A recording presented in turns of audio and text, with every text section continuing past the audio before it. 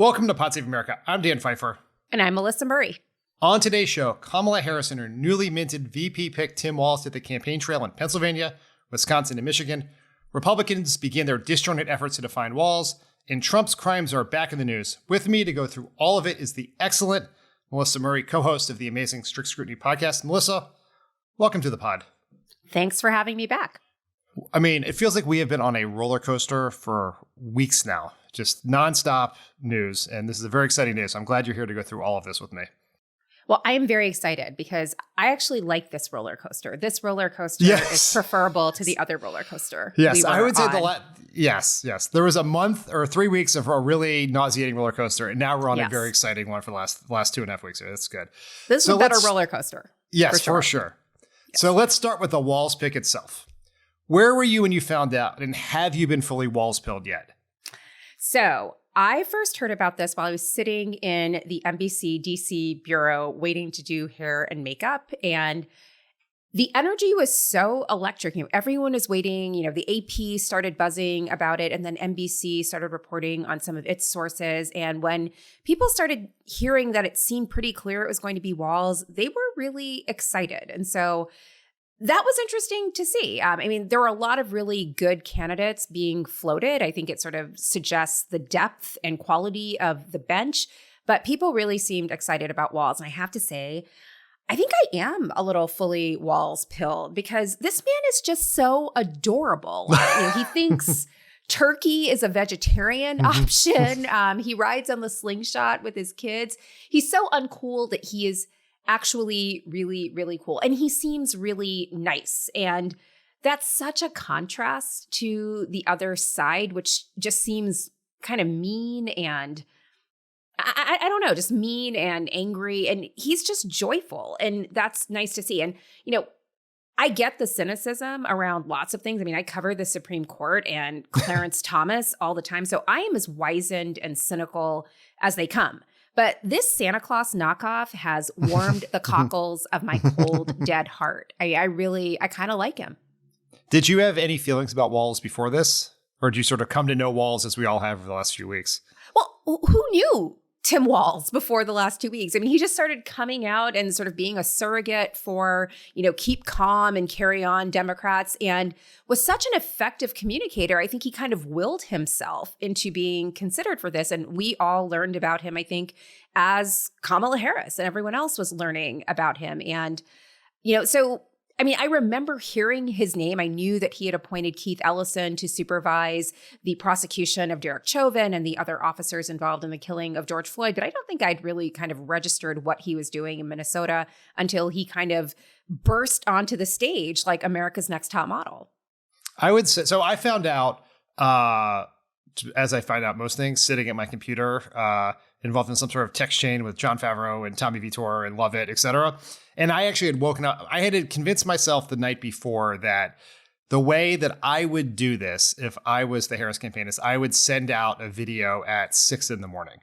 Mm-hmm. So to me, that means 3 a.m. this news is coming out. So I woke up, as I do many times a night. I looked at my phone at 3 a.m. No news. But you know what I couldn't really do after that? Go back to sleep. Yeah. So I had a very sleep-addled day waiting for it to come. I actually, not to brag about this, but I knew Tim Walz a while ago. Yeah. I will admit, I never for 1 second thought he was going to be the VP until, maybe the last week. But I was around in politics 100 years ago when he ran for Congress the first time. Mm-hmm. He was this amazing story that people loved because he was this football coach encouraged to run by his students in this district that no one thought a Democrat can win. This is 2006 when we were recruiting all these veterans to run because this was going to be the first election where people had really turned against the Iraq War fully. Right. And he had this ad. I talked about this ad on the podcast last week. It's an amazing ad. Was this the one about his students? Like his students who went off to fight deserved? He did. That's the one he did for the one I'm referring to is like his introductory ad that starts with him, starts with his military service, then state champion football coach, the teacher of the year, and then him. It's just like this great ad that I loved at the time. And then Tim Walz has this very fond place in the hearts of everyone who worked for Barack Obama because no one thought Tim Walz was going to return to Congress if he voted for the Affordable Care Act, and he did anyway. Oh, and wow.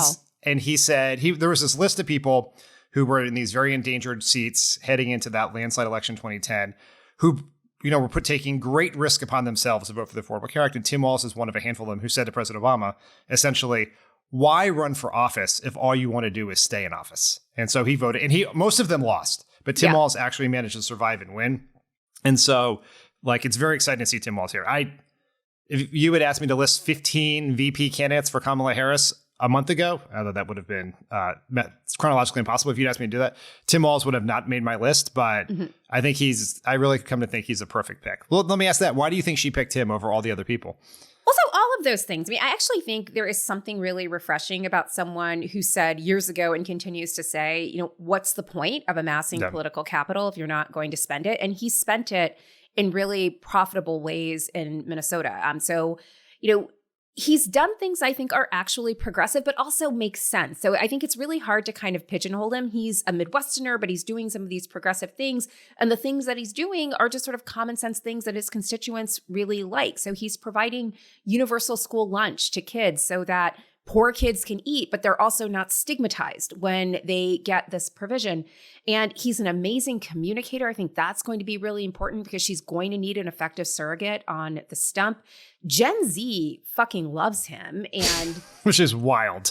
No, but also just of course, he's like the Coach Taylor from Friday Night Lights. And he doesn't look like Kyle Chandler, but he acts like Kyle Chandler. And I think he's really inspiring and people like him. And I truly believe that Gen Z can turn this election if it wants to. It is like a sleeping giant of an electorate that hasn't really been turned on. And if he turns them on, then, God love him. Let him do that. I think he's going to balance out aspects of this ticket. You can't really just sideline this as some kind of California ticket. He's a Midwesterner. He's Carhartt wearing, even if his politics are very progressive, he does have these Midwestern sensibilities that I think make it very difficult to just write him off as a leftist and subsequently to write the entire ticket off as this sort of pinko communist California ticket. I think all of those things are really appealing.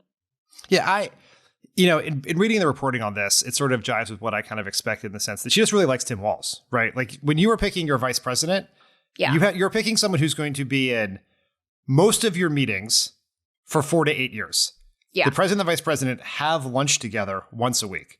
So it's not just is this person going to deliver me this state? And they do this. It's I have to hang out with this person all the time. And Tim Walz seems like someone you would want to hang out with for sure, right? Other women of color who have existed in the workplace will know what I mean.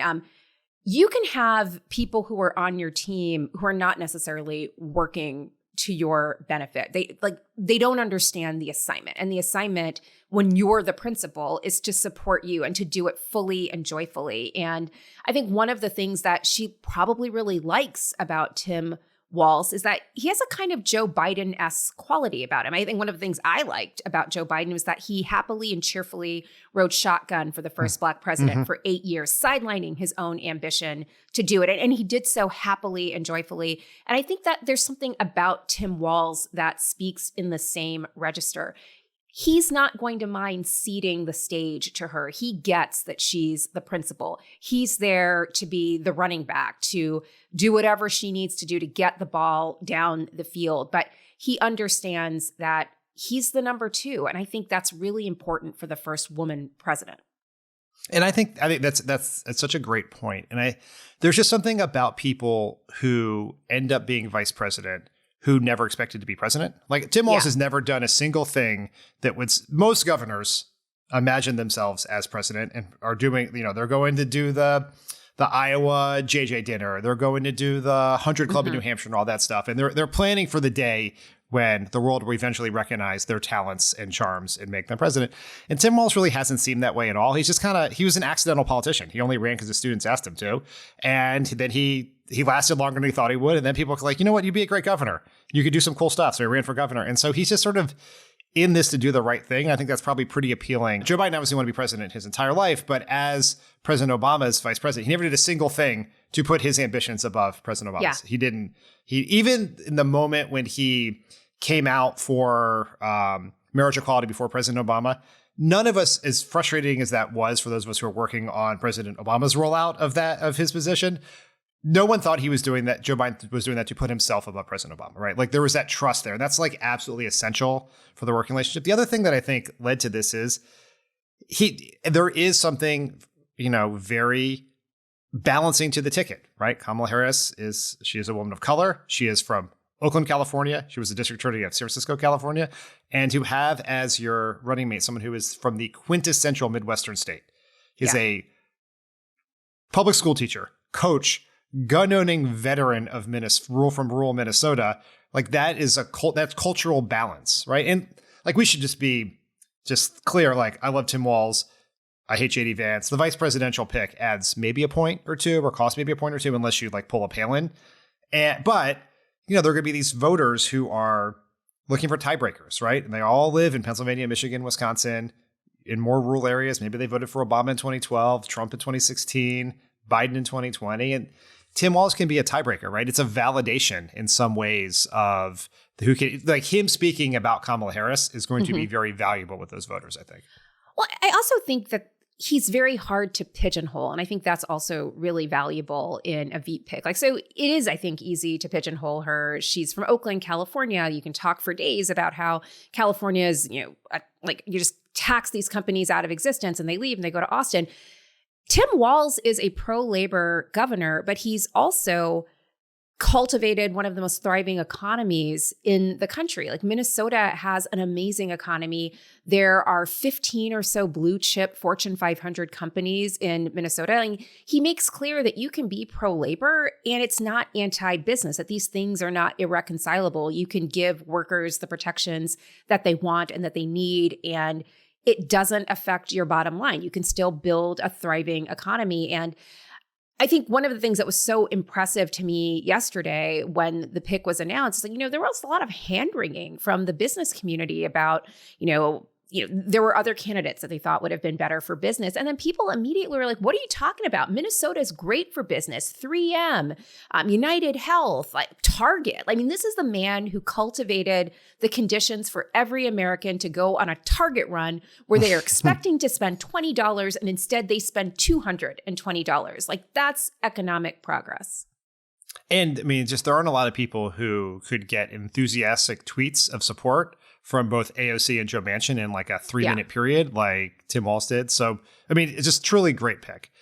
Now, while picking Josh Shapiro wouldn't have guaranteed a win in Pennsylvania, history in the polling says it would be easier with him on the ticket.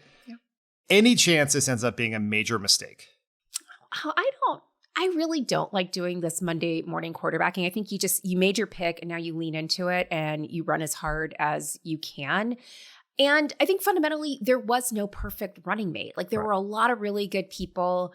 Kelly would have offered a lot, but then there would have been this open Senate seat that would have come up during the midterms that would have been very hard to defend.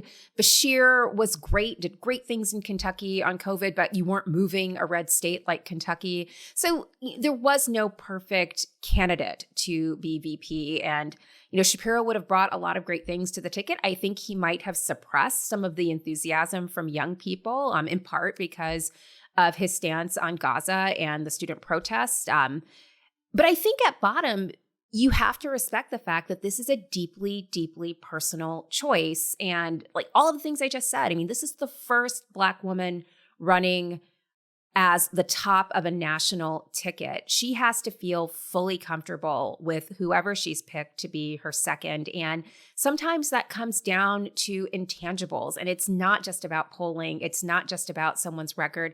It's literally about how you feel with this person. And that's got to be okay too. Yeah, there was no wrong choice here and there was no perfect choice. And Josh Shapiro would have been a great pick. Josh Shapiro is someone who, like Kamala Harris, is very familiar to people who were with President Obama early, because he also, like the vice president, endorsed Obama when a lot of people thought that was a really bad political idea and stuck with him through tough times. Like, it is true that a home state governor or senator can add a point or two. In Pennsylvania, it's been decided by less than a point. But I just don't think, one, the most important part of this decision has to be about governing and how you feel and the chemistry there. But also, it's just you can't make the decision based on one state alone. If you win Pennsylvania, you lose everywhere else, you're still not president, right? And so Tim Walz, Josh Brewer would have been great, but Tim Walz just, I think, brings a lot to the table and across a whole bunch of states that'll be very, very valuable, right? You just can't get beyond. There is like no better bio for a politician than veteran, teacher, state champion football coach, governor. Like that is designed in a lab to be appealing. And I think he just brings a lot to the table. Shapiro would have been great, but just making it a decision solely over 1 point in Pennsylvania, I think is a sort of a overly simplistic way to look at it. Big props to Josh Shapiro for showing up at the announcement to support this ticket enthusiastically and wholeheartedly, even while we all understand that he was one of the ones who was considered and he ultimately wasn't successful. I think if he continues to be a surrogate in Pennsylvania, you can get all of the advantages of having him on the ticket. But as you say, there are a lot of other options and doorways that Walz opens up. Yeah, that was a very impressive thing to do under, I'm sure, like, imagine the sliding doors moment for his life based on one phone call in the morning. And he gave a great speech. He put his heart into it. And I guarantee you that he is going to work his tail off to deliver Pennsylvania for Kamala Harris and Tim Walz. And so you're right. I think you sort of get the best of both worlds here. Harris officially introduced Walz at a rally in Philly yesterday. The place was packed. There was huge energy and excitement. We got to see them appear together for the first time and get a sense of how their messages work together. Here are some of the highlights. To his former high school students, he was Mr. Walz. To his former high school football players, he was coach. And in 91 days, the nation will know Coach Walz by another name, Vice President of the United States. He signed the most significant expansion of voting rights in Minnesota in over 50 years. After Roe was overturned, he was the first governor in the country to sign a new law that enshrined reproductive freedom as a fundamental right. In Minnesota, we respect our neighbors and their personal choices that they make. Even if we wouldn't make the same choice for ourselves, there's a golden rule. Mind your own damn business. Like all regular people I grew up with in the heartland, JD studied at Yale, had his career funded by Silicon Valley billionaires, and then wrote a bestseller trashing that community. Come on! I can't wait to debate the guy. That is, if he's willing to get off the couch and show up. So. Melissa, did you get a chance to watch the event? What was your sense of the energy in the room? So I did watch it. I was on Amtrak, so I was using their Wi-Fi, which meant it kept cutting pretty in. spotty, I would guess. Yes. Yes. So I missed some of that. I'm actually glad to hear the supercut. But wow, it had all of the great elements, like a really substantial discussion of the legislative record. He was folksy. She introduced him as coach. Like, that's going to get Tommy Tuberville really exercise. I love that. And then at the end, you had these sort of subtle couch necrophilia issue that was inserted in there. I mean, he's funny and snarky, and I think I kind of loved it. I thought it was a great introduction. I love the event. Tim Walz was amazing. That's a hard thing to do, right? Tim Walz is the governor of Minnesota. I can't imagine there's a time he's had to speak to a packed basketball arena of people screaming his name. Maybe he has introduced, a president coming to it, but nothing like that where he's the headline. And we saw this with JD Vance at the convention. That's a hard jump to the big leagues, and he killed it in that thing. He was funny. He was charming. He's also if you'd asked me a few years ago if the one politician in the Democratic Party other than AOC who would truly understand social media and TikTok would be Tim Walz. Yes. I would be, but mentioning, I would love to know if the couch thing was in the remarks or if that was an ad lib. But it's just smart to throw a little grist to the mill, throw a little chum in the water and get people to do it because it's funny. 99% of people who don't get it will go right over the head and they won't care. It was great. It was the perfect subtweet. And I'm not surprised. This is the guy who just kind of decimated the Trump Vance ticket by they're weird. They're weirdos. And that didn't surprise me at all. He was terrific. I'd heard that one of the things he discussed with the Harris vetting team was that he'd never really used a teleprompter. And so this is going to be one of his first forays using a teleprompter. It's not easy to use a teleprompter. No. So, if that was his first shot at it, he cleared the high bar. He was great. He didn't get fumbled up on it, did not knock anything over. He was fantastic. It was also, and this has been true of the last few weeks with Harris's events everywhere, it has been so long since we have had that much excitement in these sort of packed arenas of people like jumping out of their seats for a Democrat, right? Obviously, Biden ran in the pandemic in 2020, so we never got to see that.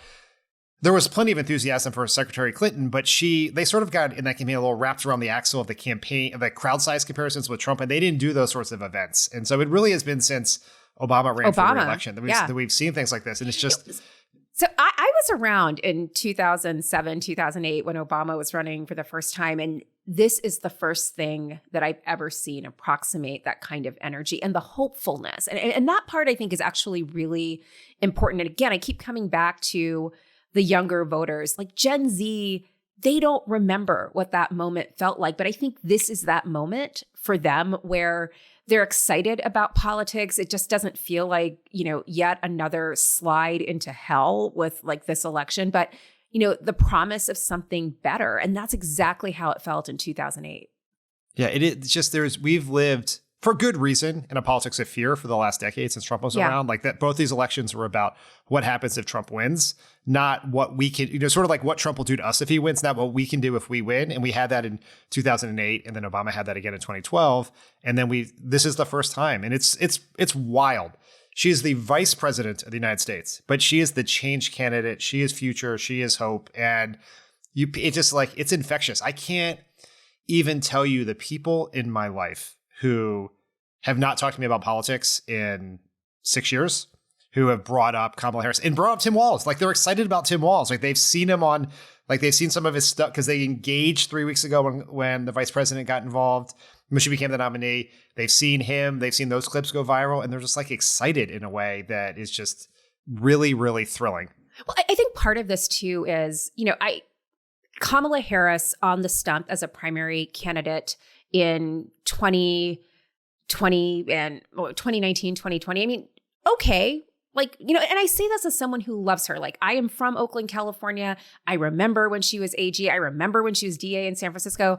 I've been in the K-Hive for a long time now, but she was okay as a primary candidate. She kind of ceded the spotlight to Joe Biden, as she should have, as VP. She is absolutely fantastic on the top of the ticket. Like, so she is overperforming. She has this new partner who's clearly overperforming. And I think together, the energy is just so infectious and the enthusiasm is refreshing and buoying. I mean, I think it's a really exciting time to watch politics, to be in politics. If I was like a young person, I am a young person, I guess, but if I were younger than I am, I would be so excited to watch this happening and so excited to vote in November.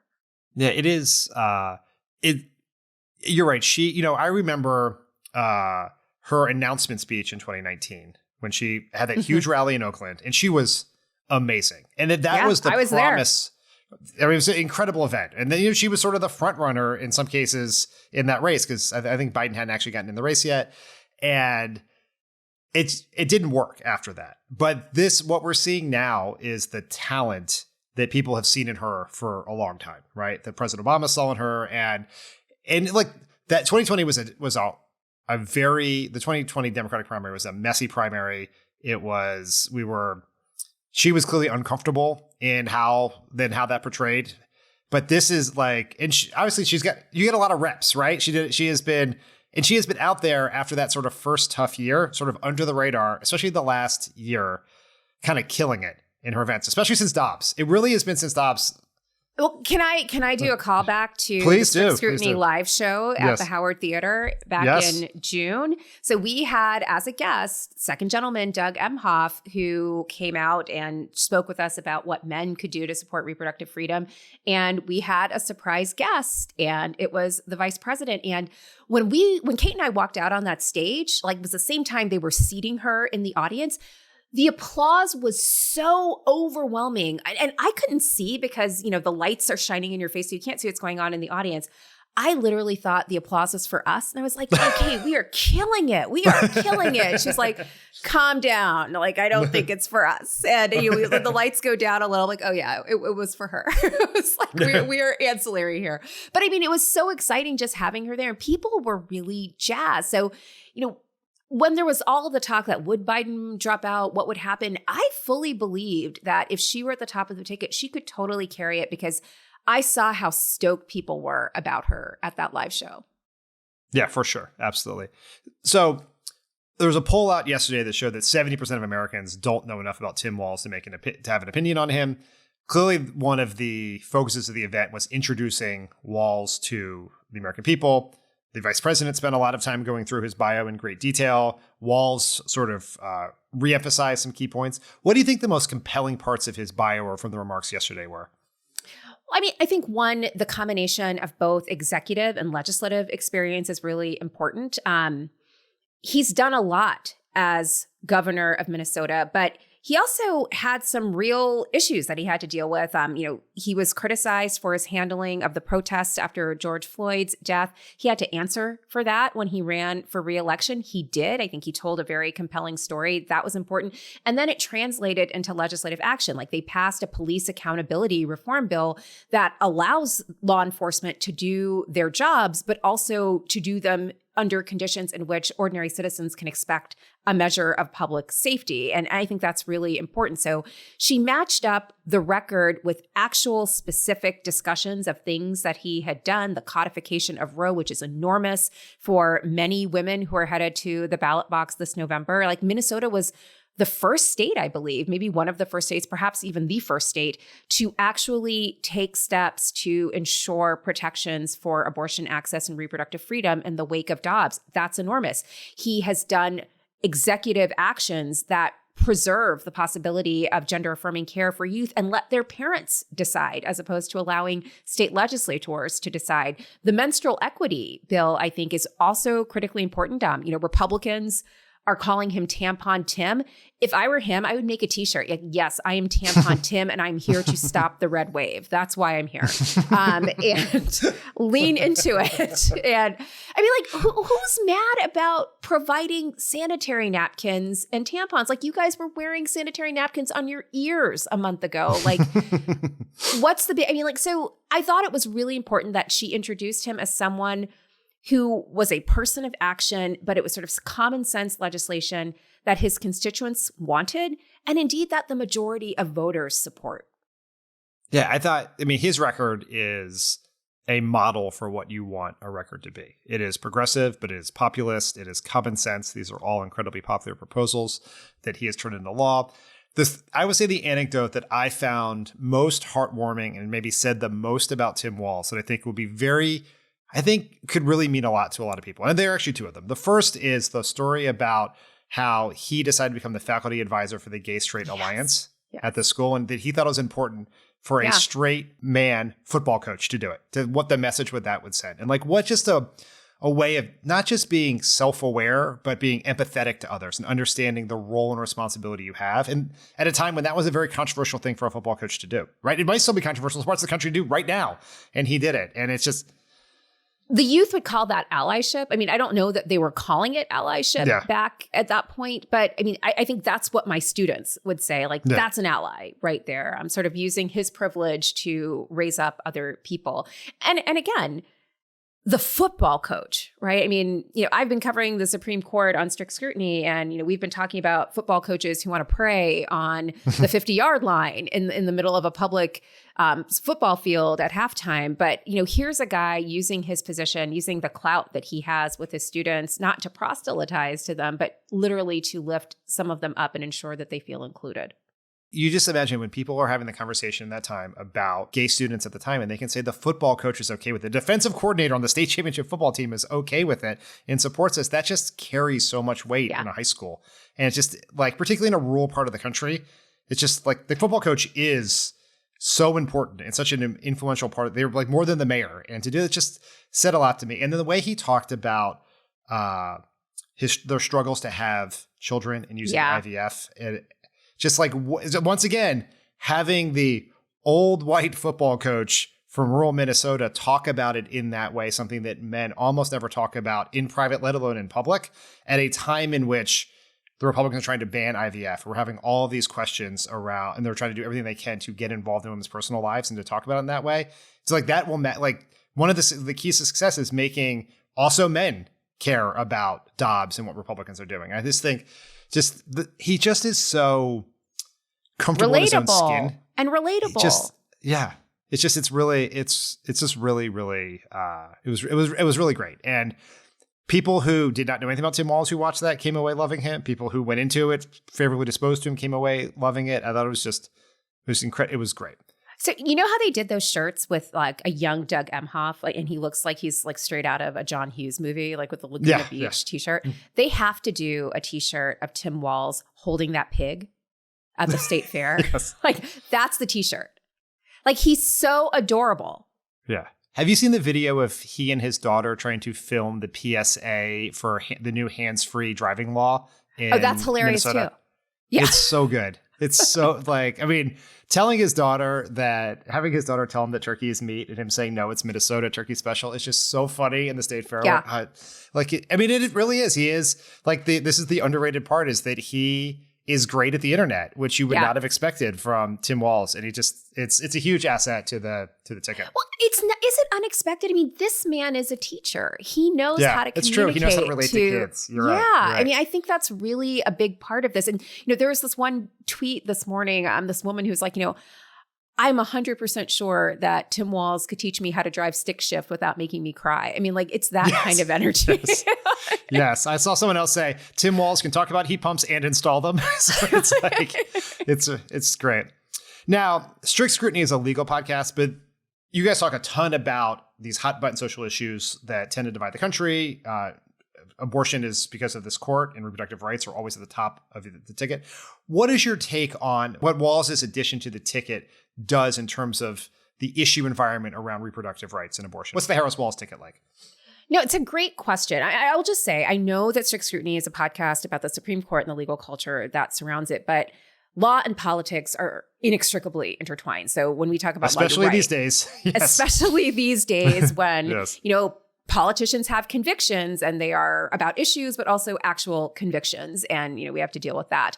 I think one of the things that strikes me as really unusual about this ticket, and maybe even unprecedented, is that it is a reproductive justice ticket. And I just want to be clear about what I mean by that. Like there is the discussion of reproductive rights, which is typically about access to abortion and access to contraception, about how to not become pregnant or how to stop being pregnant. Black women for many years have been talking about reproductive justice, which is not simply about avoiding pregnancy or avoiding parenthood, but being able to choose whether and how you become pregnant and the conditions under which you parent, if in fact you do choose to become a parent. And it's just a much more capacious frame. And I've always been struck by the fact that Kamala Harris has been talking about reproductive freedom in ways that are really registering in a reproductive justice frame. So it's not just about access to abortion. From the time she was in California, she talked about maternal mortality and maternal morbidity and about the disproportionate rates of maternal mortality among Black women. She talked about access to prenatal and postpartum care. So not just access to abortion, but how are you going to become a parent in ways that are healthful and conducive to your own thriving? And what I like about this ticket in terms of reproductive freedom is that Tim Walz is also talking about these things in a broader frame. So yes, he signed the protections of Roe into Minnesota's state law, but the menstrual equity bill, the gender affirming care bill, the universal school lunch bill that he signed into law, those are all about reproductive justice too. Like the idea that you have these children and you raise them in conditions where you don't have to worry about whether they're eating at school. Like there's lunch provided, they can eat and they can learn. And, there's someone, not just you, thinking about their broader health, that, if your kid is questioning their gender identity, you're not assailed by these legislators who are trying to make this choice for you. That's a reproductive justice issue. The fact that he is a hunter and a veteran, but he supports common sense gun regulations, that's a reproductive justice issue. Like gun violence is a scourge on so many communities, and how parents raise their children in these conditions where violence is literally around the corner. So to me, what's great about this ticket is not that it's about reproductive freedom in the traditional sense, but that it's really a capacious frame that's thinking about what are the conditions in which we exercise our reproductive capacity and then parent in ways that are consistent with our values and with the long-term health of our communities and our children.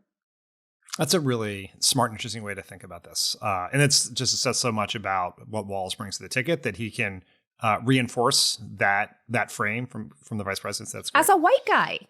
Right. As a white guy. As a white guy. Who would believe that? No, you're always exactly right. believed it, Dan. Yes. I always believed it. We don't get it right often, but Tim Walz is making a good case for us. Yeah. All right. Donald Trump and the Republicans wasted no time attacking the choice of Walz. Their arguments were all over the map, to say the least. Let's take a listen. This is a ticket that would want this country to go communist immediately, if not sooner. We want no security. We want no anything. He's very heavy into transgender. Anything transgender he thinks is great. Let me tell you, this is a shocking pick. And I think it's very insulting to Jewish people. I think that any Jewish person who votes for a Democrat, or in this case, these people, but who votes for a Democrat, should have their head examined, because everyone thought it was going to be Shapiro. It turned out not to be Shapiro. I have very little doubt that it was, not for the reason we're talking about. It was because of the fact that he's Jewish and they think they're going to offend somebody else. Truly wild stuff from these yahoos. Based on reporting from Politico and elsewhere, it seems like they've settled on two of these crazy arguments. The first is that Walz is a radical liberal, and second, that not picking Shapiro is evidence of some sort of rampant anti-Semitism within the Democratic Party.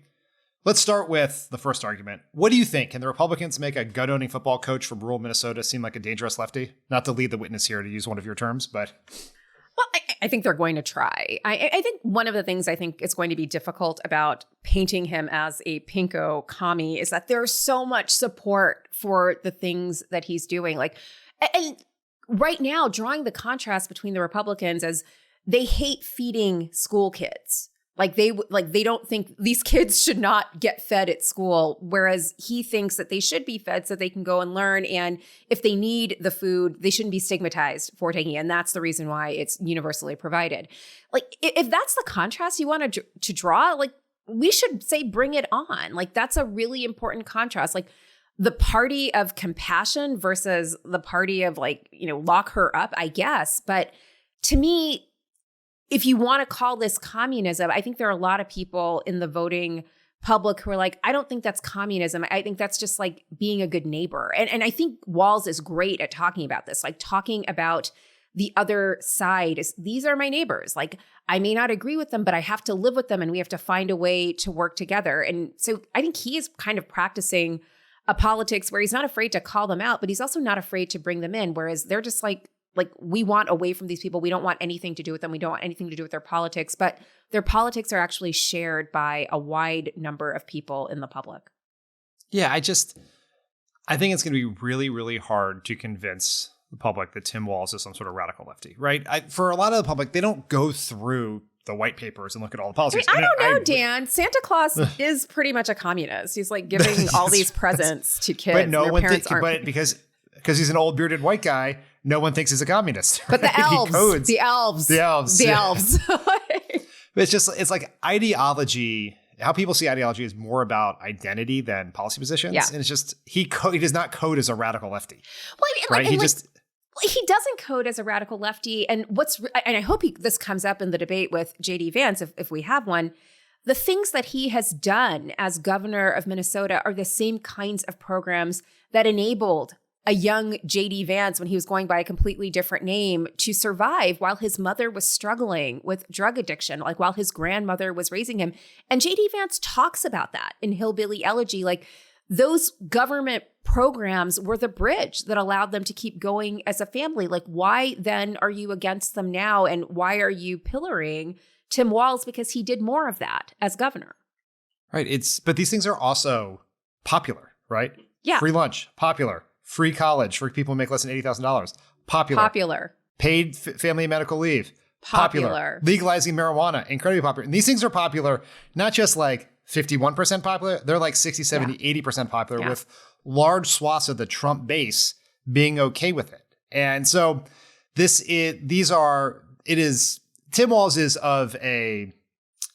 he is a progressive, but he is a populist progressive in the Sherrod Brown mold, right? Where it's just that really works in that part of the country. And I think it's just going to be really hard to make him seem crazy. And even if they break it's a kind of, I hope they spend all their time doing it. Focus on that, not the vice president, right? Because that is I don't think they can succeed. And if they did succeed, I don't think it would make a huge difference. And so, they are clearly, it is interesting that, Walz wasn't, maybe if you were ranking it, you would have thought Shapiro was the most likely pick. But they had a list of 3 for a week now, and they didn't really prepare for this one in any way, shape, or form, and seemed pretty flummoxed, much as they were by Kamala Harris taking over. Another thing that was maybe not definite, but certainly foreseeable. And they, it's interesting that were not ready for this, and that's the best they have. And I take a lot of solace in the fact that they don't have anything better for that than Tim Walz. Well, I mean, that was predictable too. I mean, like their whole approach to governing was like, so we actually have to govern this thing? I mean, like the whole 4 years was like, wait, like how do you do this? And I think just we're seeing them getting caught flat-footed. And to be clear, I do not think this is going to be a walk in the park. I think the level of distortion in the electoral landscape because of gerrymandering, because of voter suppression is really, really complicated. And it does mean that if Democrats want to win and to do so decisively so that there aren't a ton of legal challenges going forward about who won the election, Democrats are really going to have to flood the zone. Turnout's going to have to be enormous. Like you are going to have to overwhelm them in order to run up the numbers to make it very clear that Kamala Harris and Tim Walz won, and it wasn't even close. I think that has to happen. What do you think of the anti-Semitism attack? Can they really make that stick? I mean, I think it's hard to make the anti-Semitism claim stick when, the candidate who's running for president goes to bed every night with an observant Jew. I mean, you can try, I guess. But I think for most people, you can understand that, there were lots of things that Shapiro could have brought to this ticket. And there were a lot of things that might have been disadvantages that he could have brought. And it's not just, the question of Gaza, although I do think that, and the question of the student protesters certainly had some relevance, especially when thinking about how to relate to younger voters. But I mean, there were other things too that I think, may have made Shapiro a less exciting pick relative to Walz. Same for Bashir, same for Kelly. I mean, these are very practical considerations that are then leavened with these very personal considerations. So I think that's the way to deal with the anti-Semitism. Like, we're not anti-Semitic. Like, it's a personal thing. There's chemistry. There's vibes. Like, my dog agrees. Like, exactly. He was also upset by some of these ridiculous attacks from the Trump Vance I think ticket. so, too. I mean, I find the idea that they could really truly look, I think one thing I will say is there is a long history of Republicans using these false charges of anti-Semitism, particularly against Democrats, particularly Democrats of color. That happened to Barack Obama all the time. There's a real effort to do that. That would be very real. That's a really good point. The idea, though, that because she did not pick a candidate who happens to be Jewish is evidence of anti-Semitism is absurd, because guess who also picked a vice president recently and did not pick someone from the short list who is Jewish? Donald Trump. Who, guess which one, as you said, Doug Emhoff, second gentleman, Jewish. Donald Trump tends to dine with Nazis, right? Has called them very fine people. It's just, it's an absurd thing. And so I think the Harris Walz committee is going to have to watch some of the really pretty gross under the radar stuff to try to target Jewish voters. But as a broad attack about the Walz pick, I think it's kind of ridiculous. Now, Walz and Harris were scheduled to do 5 rallies in 5 battleground states this week. The rally they had in North Carolina for later in the week was canceled due to weather from Hurricane Debbie. Trump, on the other hand, has only one event this week, which is a rally in Bozeman, Montana, which is not exactly a battleground state. But he did announce he's going to be interviewed by Elon Musk on Monday, so I guess he's doing some stuff. Why do you think Donald Trump's so absent from the trail? Like, this is a very sparse schedule 90 days from the election. I mean, does this surprise you? I watched The Apprentice in the early 2000s. Like, Donald Trump did fuck all on that show. I mean, he literally showed up at the beginning, announced the project, kind of intermittently showed up to ogle some of the contestants, and then showed up at the end to fire someone. Like, this is business as usual. And I think this was also the way he ran his administration. I mean, I think there was I didn't see a lot of action from him. And I think, that was one of the reasons why I think the attacks on Joe Biden when he was the nominee were so galling. Like this idea that, Joe Biden is Sleepy Joe and he's not energetic. Like, neither are you, dude. And that's okay. Like, that's kind of what you do when you're in your 70s, kind of kick back. You're not working a full-time job, but you're also not running for president. So I'm not surprised by this. Like, I think this is par for the course. And then you leaven his natural proclivity toward being lazy with being an older person. I think it's not surprising that he's not out stumping hard. Yeah, you would think he would work harder to stay out of prison since that's his primary impetus for running for president. He's working really hard on that. Yeah. Yes. I think that they are, one, you're right. He is lazy and he's entitled. And 3 weeks ago, he thought he was cruising to the presidency, which is why he scheduled this rally in Bozeman, Montana. The reason you go to Bozeman, Montana is not to win the White House. It's to have a Republican Senate when you're president, because that's a rally to defeat Jon Tester, not to defeat Kamala Harris. And I think they just don't know and they thought they could run. If you're running against Joe Biden, who was also doing one or two, he was doing more than Trump for sure, but he was doing 1 or 2 events a week. Here you have Kamala Harris. She's doing 2 rallies today. She's going to do more today than Donald Trump has done in the last 2 weeks, right? That is. I'm just going to say, as a Jamaican, we always have 3 or 4 jobs. She can do this. This is part of it's what we do. It's what we do. She can handle it. Melissa, before we go, I wanted to get your take on some recent legal developments that we haven't talked about because we haven't had anyone on the podcast recently who's made it through law school. But Jon Lovett and his LSAT score.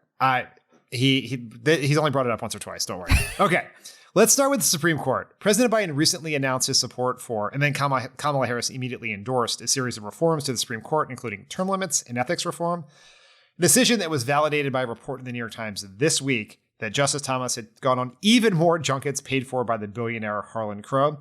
What do you think about the reforms and this latest news about one of your favorite justices? Let me do it in reverse. Like, was anyone? I was going to say your favorite justice, justice, but I knew that was probably sarcastically. I knew that was Alito, so I had to put it in the plural. So many to choose from. There's just so many to choose from. So I thought it was hilarious that this whole thing about Clarence Thomas and the other trips, like, I don't even think it registered with the public. You're like, Clarence Thomas accepting freebies again, some more. Like, it was just sort of like, okay, more of the same. Like, it's fine. I think people are just truly over it, and it's just become a kind of oversaturation. Like, what else is going to happen? And it's almost like he's trolling us at this point. So there's that. And that's all I'm going to say about it. I do think that Biden's decision to issue this proposal about Supreme Court reform is really, really important. Not because I think it's going to be successful. I don't think anything is going to happen before the election. And I think you're going to need a wider majority in the Senate in order to get any of this to happen. But it means that, one, he has 0 fucks left to give, and he's now devoting it to this question, which has been a huge issue that many of us wish he had been more forceful on during the 4 years of his term in office. So I think this is great. And I think it's great that he's doing this. I will emphasize that these proposals are very modest reforms. The term limits, that's something that like every constitutional court around the world already has. We're the outliers here. The proposal to have a binding code of ethics, that's low-hanging fruit too. It's just the court won't do it. The most interesting proposal is the constitutional amendment to overrule Trump versus United States. That's the recent presidential immunity case. That, I think, is the biggest lift because it would require a constitutional amendment and the most significant thing. But I just want to emphasize, he is not talking about packing the court. He is not talking about recalibrating or rebalancing the court. These are all really modest proposals. So the thing that I think is great about it is that he's willing to talk about it. He's willing to inject it into electoral discourse. And I love that Kamala Harris has doubled down on it because it means that the Supreme Court can be a part of the electoral discourse going into November, which Democrats have almost never done when stumping for their particular candidates. And I think the court has to be on the ticket, and it has to drive not only the race for the presidency, it should also drive the race for the Senate. And everyone should be talking about it. We could actually impeach Clarence Thomas and Sam Alito if we had a wider majority in the Senate. And so court reform in all of its many facets has to be part of how we talk about what's at stake in this election. Yeah, I think the most notable, I agree with you, the reforms are more modest than I would like.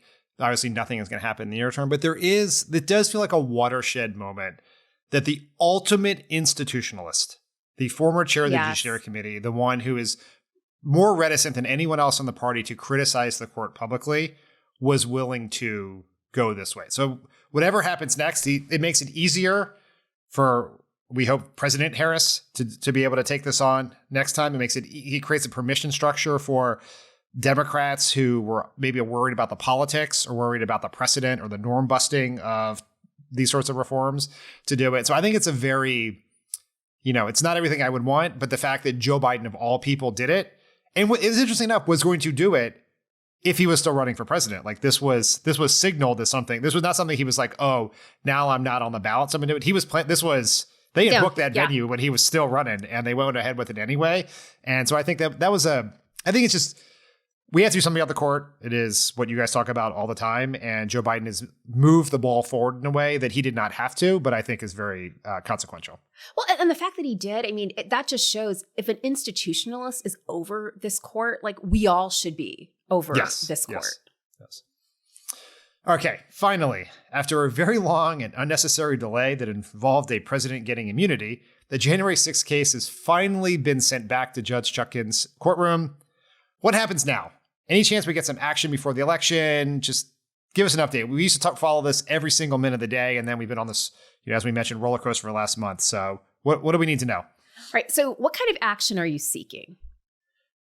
Frankly, anything. Can we? Okay. What I would like to see Trump frog march to jail, but I've leavened my expectations that will happen before the election. Will we get a hearing? Will there be testimony? Yeah. What are we going to get here? Or what does she have to do, right? Yeah, what's the next thing? All right. So I'm glad you're being realistic about this. So the case is back with Judge Chutkan, and she's ultimately going to be forced to determine what aspects of the alleged conduct that took place in the run-up to January 6th, which of those actions were quote-unquote official actions and therefore immunized from prosecution, which were unofficial actions and can be subject to prosecution. And she has set an August 9th deadline for a status report that both sides will file jointly. So they're going to have to agree on a kind of timeline for how this is going to play out and how they're going to address these questions. I imagine that in the process of trying to work out that timeline, there's going to be some push and pull, maybe some delays on that. But there's supposed to be a meeting or sort of a hearing of the parties on August 16th that's going to determine the pretrial schedule. I imagine that one of the things that will be set at that meeting, if they can agree to the schedule, is a date for some kind of hearing where Judge Chutkan will hear evidence about whether or not certain aspects of that conduct were official and that which was unofficial. And, my co-author on the Trump indictments, Andrew Weissman, has, I think, for months said that this might be the closest that we get to some kind of public airing about what actually happened on January 6th and the events leading up to January 6th. Maybe we have testimony from Mike Pence about this. All of this could happen as she tries to sort of suss out what is official, what is unofficial, and therefore what is subject to prosecution. But I don't think we are going to actually resolve any of these questions to the point where we can get to a trial before November. And we've been saying that for months. On strict scrutiny, we said as early as March that it was unlikely because of the Supreme Court's delay that we would ever get to a trial on this. I think the fact of a hearing on these questions about what's official and unofficial, that might be the best that we can hope for a public airing of what happened on January 6th. Hey, look, I'll take it, right? Public airing. We could, a little focus on Trump's actions on January 6th before the election seems interesting for the persuaded voters out there. But that's again why the election is so important. You said this multiple times today. Donald Trump is running for president so he doesn't go to jail. If he wins the presidency, we're not going to have these trials at all. He's going to direct his new attorney general to kill these prosecutions. He will not get sentenced for the New York convictions because we've never had a situation where a sitting president has been convicted and sentenced, and I doubt we will.